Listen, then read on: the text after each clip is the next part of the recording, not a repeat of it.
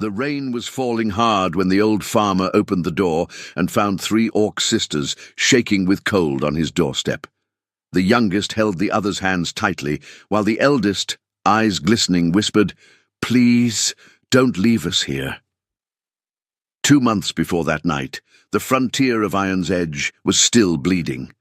5 years had passed since the war between humans and orcs officially ended. But peace, in places like this, was nothing more than a word written in papers no one out here had ever read.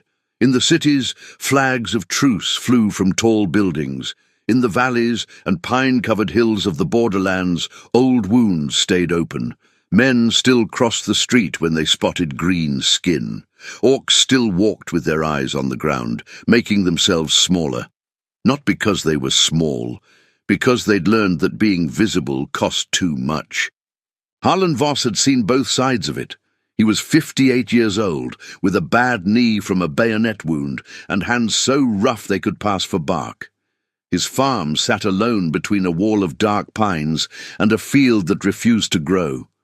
He'd had a wife once. Her name was Doris. She'd died of fever the previous winter, quietly, in the same bed where they'd slept for 23 years. Since then, the house had been too quiet, the kind that follows you from room to room. That evening, the wind came down from the mountains with a mean edge to it. Harlan sat by the hearth, feeding dry wood to a small fire. The lantern threw orange shadows across the walls. A pot of thin stew sat untouched near the coals. He wasn't hungry. He hadn't been hungry much since Doris. Then came the knocking. 1 knock, 2, then silence. Harlan didn't move right away. He set down the piece of wood in his hand and sat still, listening. The wind pushed against the shutters. The fire crackled. Nothing else. He rose slowly, favoring the bad knee, and took the lantern from the table. His old hunting rifle leaned against the wall. He didn't reach for it, just the lantern. He stood at the door for a moment with his hand on the iron handle. Nobody visited him anymore, hadn't in months.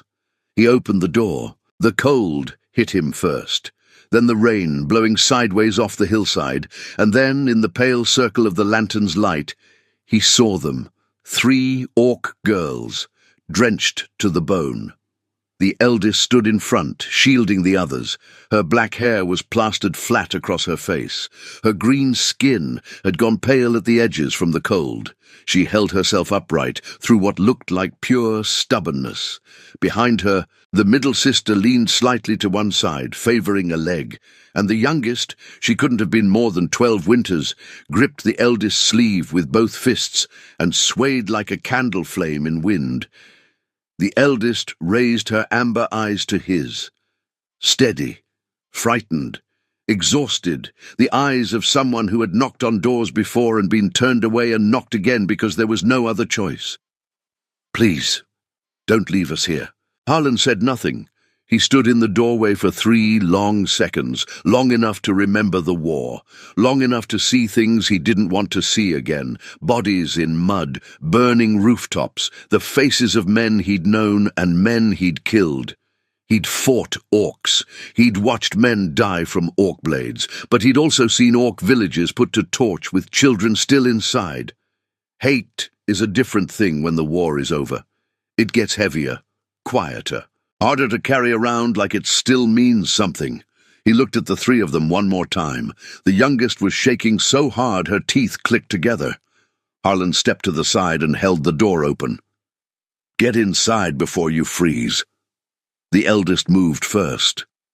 Careful. Watching him the way a dog watches a hand it doesn't recognize yet. She guided her sisters through the door and stopped just inside the threshold, dripping onto the floorboards. Harlan latched the door and set the lantern on the table. He added 2 pieces of wood to the fire and gestured toward the hearth. They didn't move. "I'm not going to hurt you," he said. His voice came out rougher than he intended. "Sit near the fire."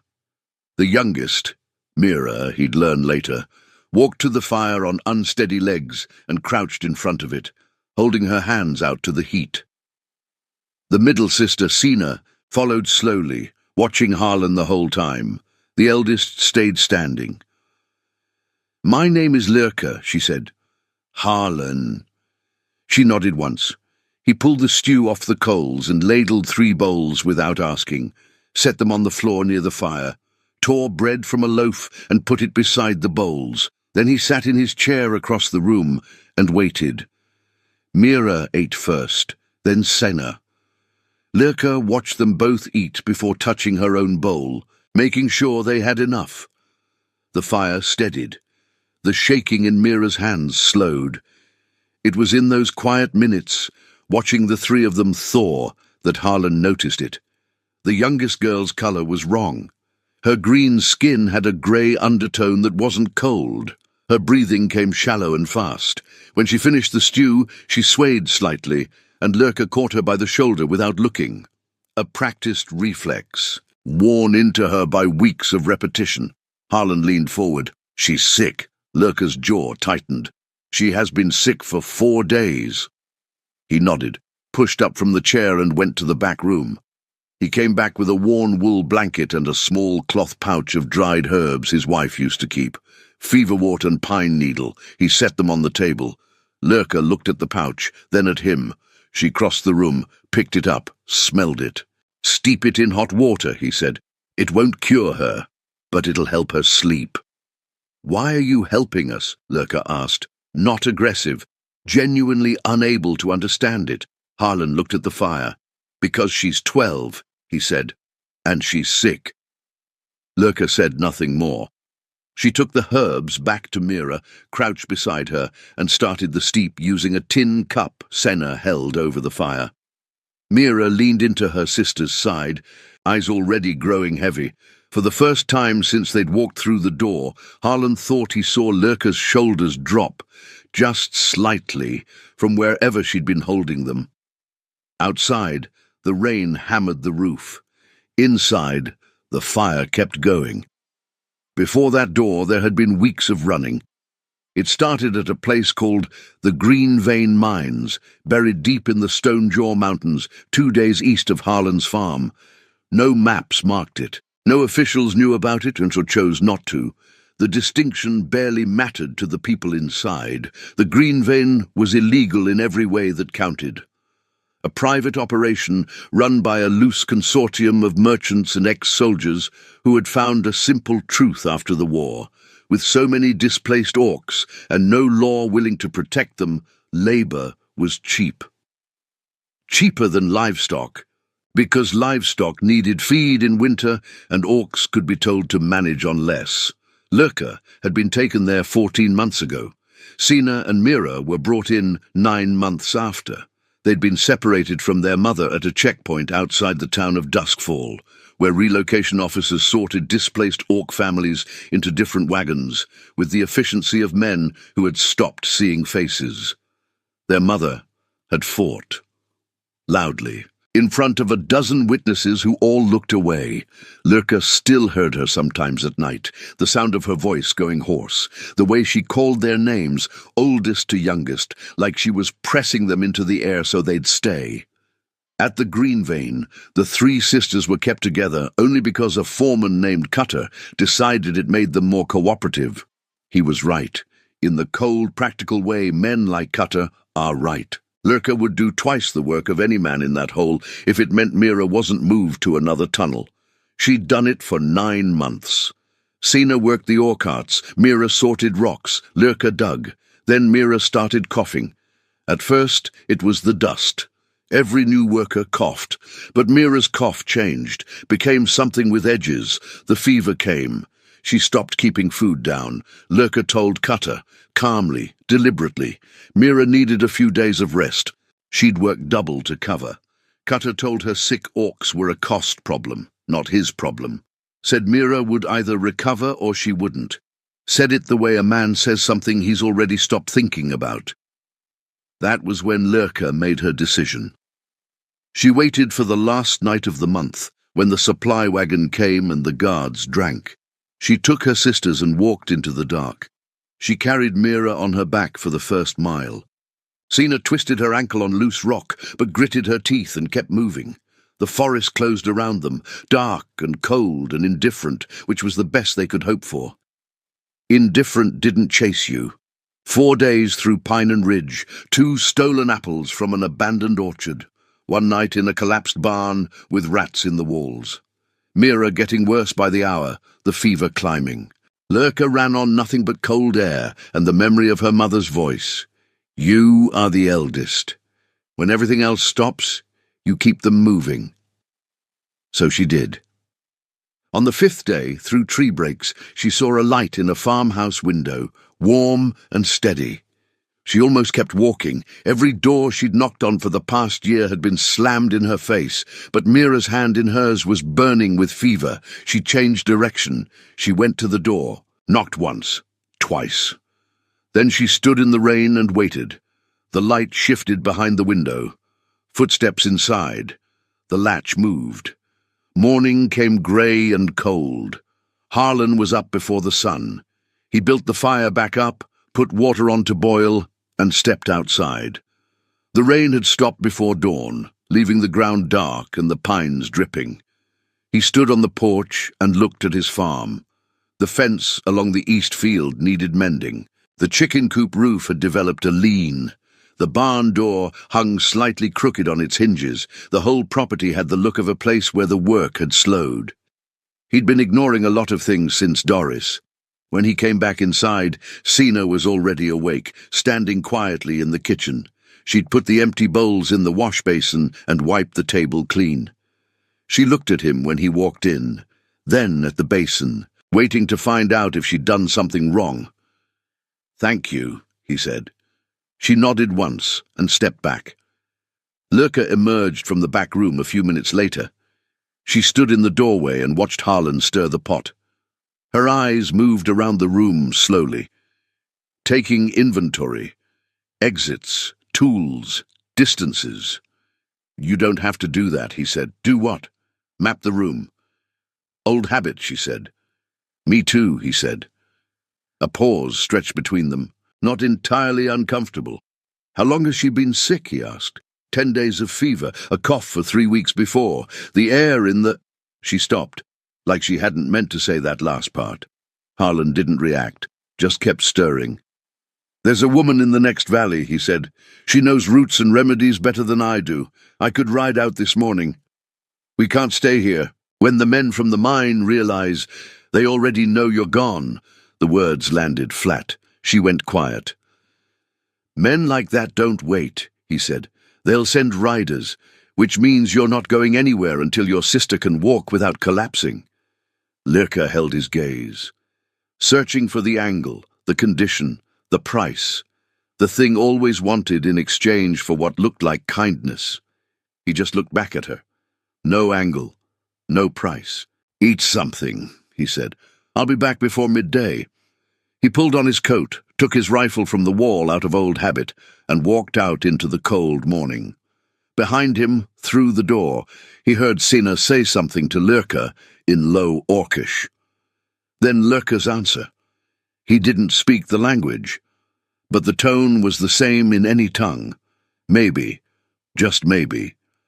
40 miles east, at the mouth of the Green Vein mine, a man named Cutter stood in the rain and stared at an empty bunk. He wasn't angry. Anger made mistakes. Calculation didn't. 3 escaped workers, 1 sick, 1 with a twisted ankle, 5 days of head start. A sick child didn't move fast, and there were only so many directions a group of green-skinned women could travel through human frontier territory without someone noticing. He sent 2 riders east, 2 west. Kept 1 back with a fast horse, ready to follow a lead. Then he went to find Merrick. Merrick was the kind of man who solved problems in exchange for coin, with the quiet efficiency of someone who'd never confused the work with anything personal. Tall, lean, a face people forgot as soon as they turned away. 3 men worked with him, chosen by the same principle.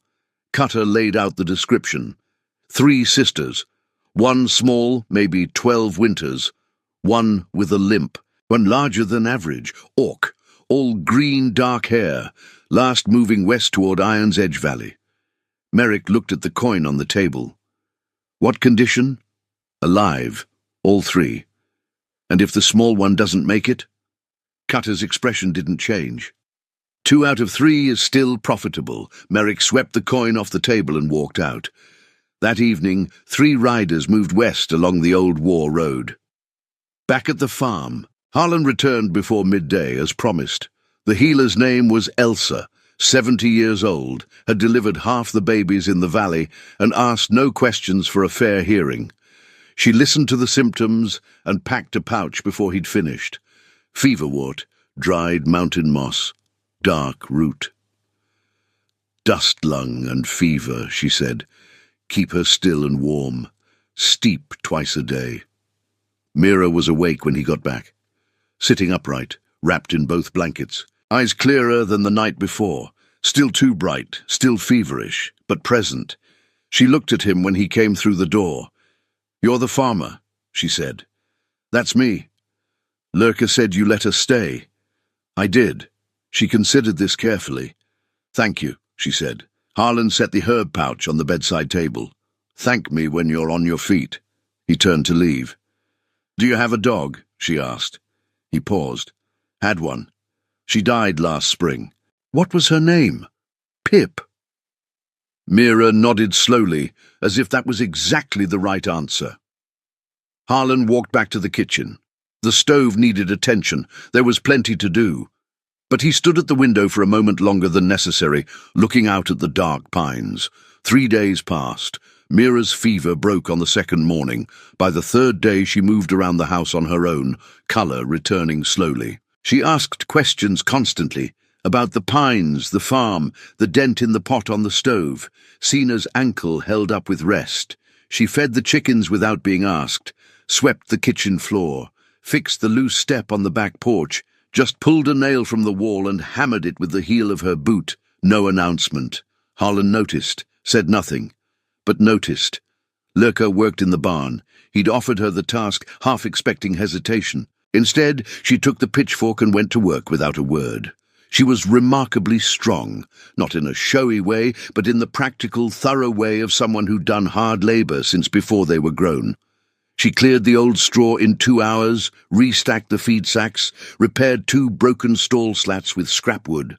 When Harlan came to check at dusk, it was in better shape than it had been in 2 years.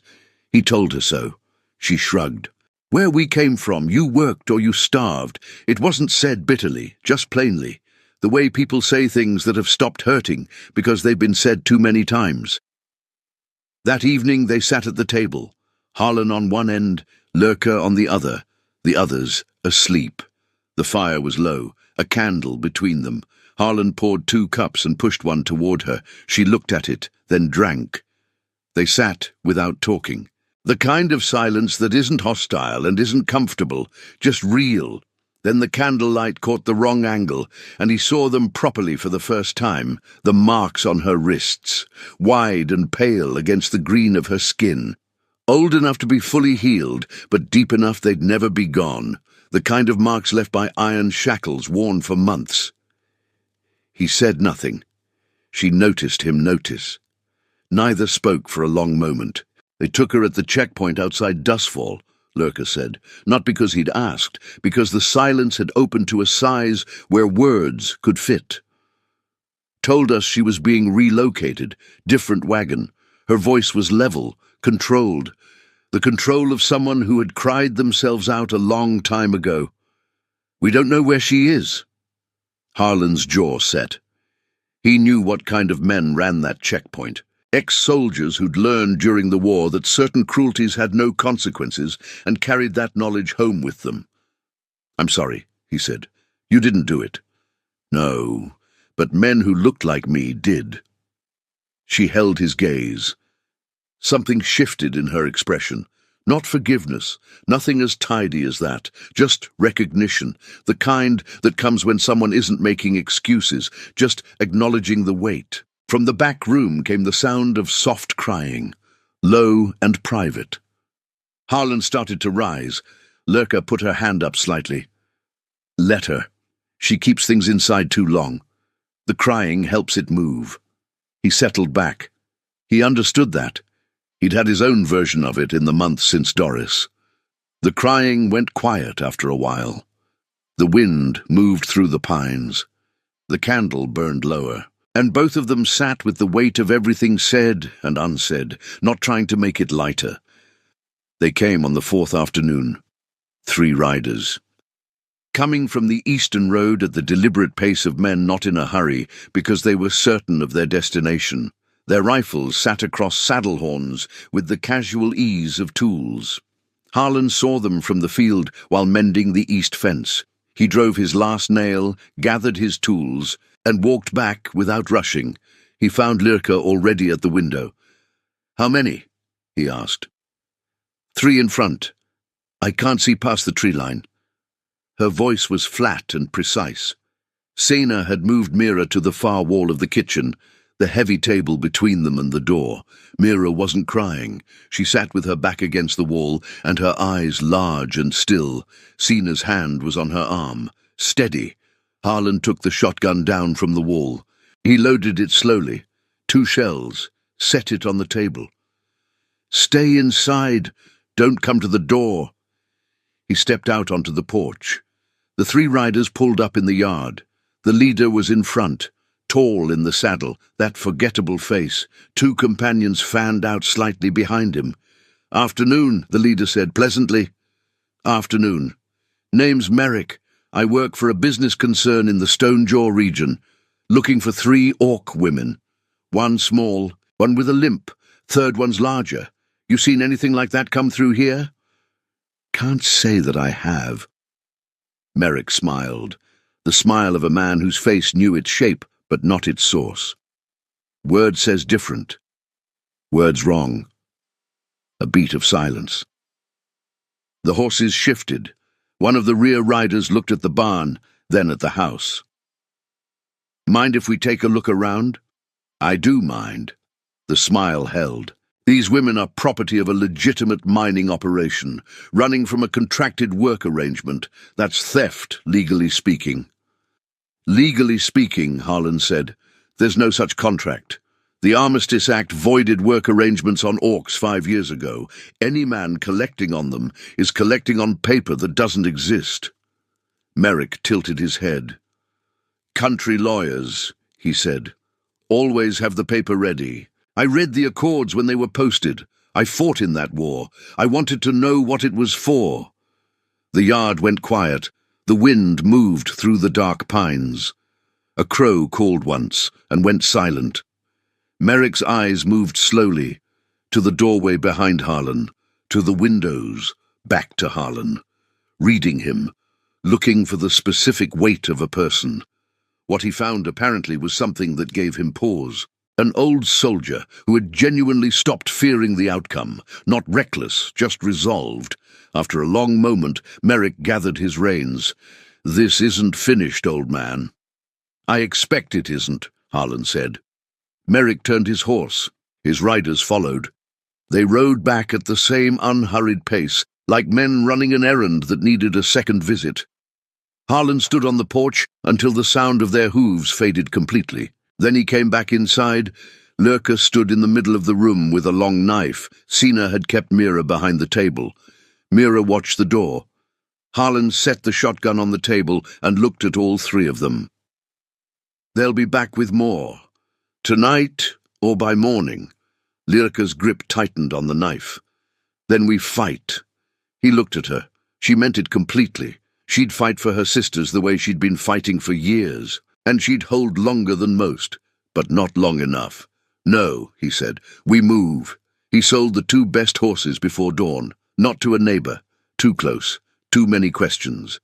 He rode to the trading post at Iron's Edge Crossing and found the grain merchant who came through twice a month. 2 horses, clean and well kept, silver coin, no questions. He was back at the farm by first light. The house was already half packed. Lirka had organized everything in the dark while he was gone, quietly, methodically, the way of someone who'd left places without warning before. Blankets, food, the herb pouch for Mira, a coil of rope from the barn, nothing more than what could fit in 1 wagon with room for 4 people. Sena had packed without being asked. Mira was on her feet, pale, but steady in a way she hadn't been 4 days ago. Harlan hitched the old bay mare to the wagon and brought it around.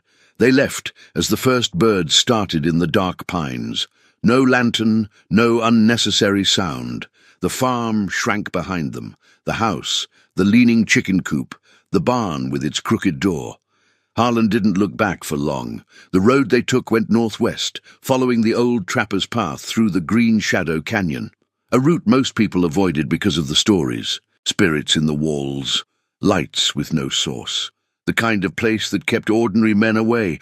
Harlan had walked it twice during the war. Nothing in it had frightened him then. The canyon was narrow and cold, walls rising on both sides, grey rock streaked with dark minerals. Water ran somewhere below out of sight, a steady low sound. The mare moved carefully, ears forward. Nobody spoke much for the first hour. Mira sat in the wagon bed watching the walls. After a while she sat up straighter. "Are there really spirits in here?" she asked. "Some people think so." "Do you?" He thought about it honestly. "I think there's enough hard to explain in this world without needing to make up extra." Mira turned this over. "My mother says spirits follow grief," she said. "Not to haunt, just to keep company, so the ones who are hurting don't do it alone." The wagon moved through the cold silence. "Smart woman," Harlan said.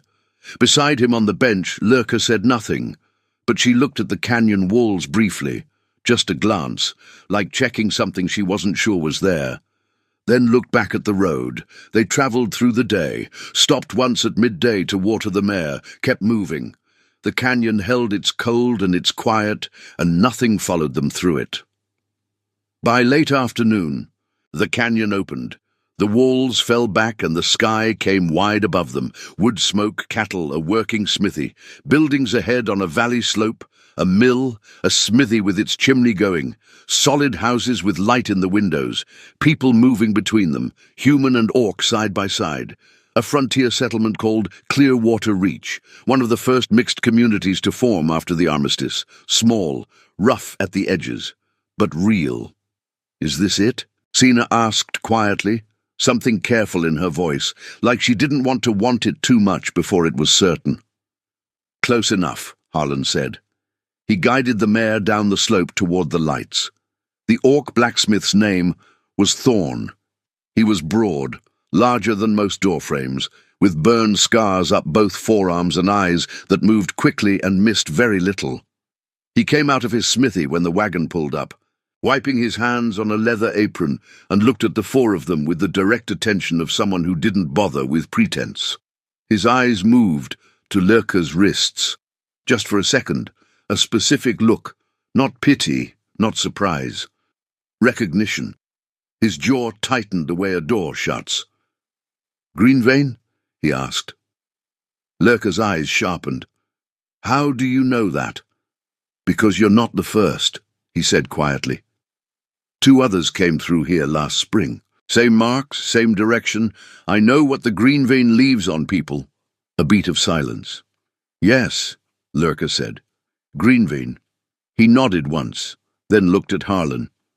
"You brought them here?" "I did." Thorn studied him the way people study things they didn't expect to find where they looked. Not suspicious, just adjusting. "There's a family 2 streets over," he said. "They've helped people before. They'll have room and won't make it difficult." He didn't ask why Harlan had done it, didn't ask what it cost, just untied his apron, draped it over the anvil, and started walking. Within the hour, it was arranged. Thorn spoke to the family, a couple with an empty room off the back of their house, small but solid, with a latch on the door and a window facing east. He came back to tell Harlan it was done, lodging and work at a tanner's shop nearby. Harlan stood in the street and let out a long, slow breath that had been in his chest for 4 days. The kind of quiet that comes after something is truly finished settled around him. Mira came out first. She crossed the street at a half-run, still pale, still a little unsteady, and wrapped her arms around Harlan's middle without saying anything first. Just grabbed hold. He stood there a moment, then put one large, rough hand on the back of her head. "Go inside," he said. "It's cold." She pulled back and looked up at him. Her eyes said everything she didn't have words for yet. She held the moment, then went back inside. Senna appeared in the doorway. She looked at him across the street. She'd been the quiet one throughout, working without speaking, watching everything, never asking for anything. She nodded at him, steady, direct. The kind of nod that means something. "Thank you," she said, just that, no ceremony. She went back inside. Lurker came out last. She walked across the street slowly and stopped in front of him. She stood in the cold evening air for a moment, the town making its small sounds around them, fire, voices, the distant ring from Thorne's smithy. Then she reached out and took both of his rough hands in hers. "Why did you help us?" she asked. The mountains to the east had gone purple and amber in the last light. Stars were beginning to appear one by one in the west, the way they do when the night hasn't fully committed yet. Harlan looked at the horizon. "Because that night," he said, "you all looked as alone as I felt." Lurker's face changed. Not quickly, not dramatically. It moved the way ice moves in spring, something breaking that had been held in place by cold for a very long time.